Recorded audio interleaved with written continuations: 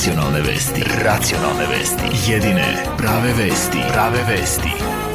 Racionalne vesti donose. NASA privatizuje Slobodu Čačak. Počela akcija Zavrni rukav, ispadni glupav. Zavod za transfuziju upija krv bolje od uložaka. Dobar dan, ja sam Branko Topalović. Ne dam rukaval, kašljem u lakat. Ja sam Uroš Bogdanović.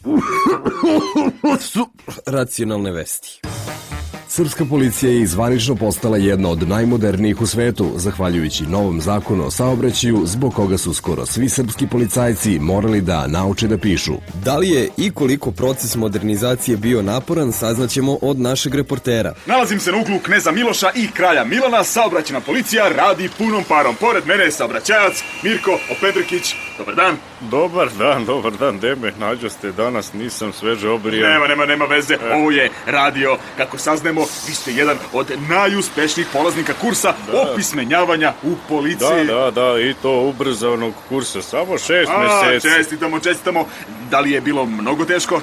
Mnogo je kad bio. A naš posao jeste težak, ali lep. A šta vam je bilo najteže?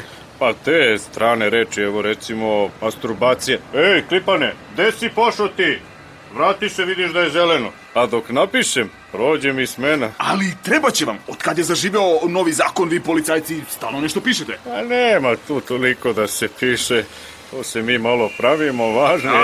Lepo je znati da imamo modernu policiju.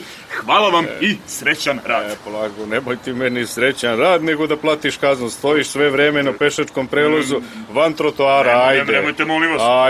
Ajde, daj podatke. Gde si zaposlen? Radio Indeks. Jel ovo D s kvačicom, dobro, indeks. Kako se piše to indeks? Indeks sa X. Bile su ovo racionalne vesti, jedine prave vesti.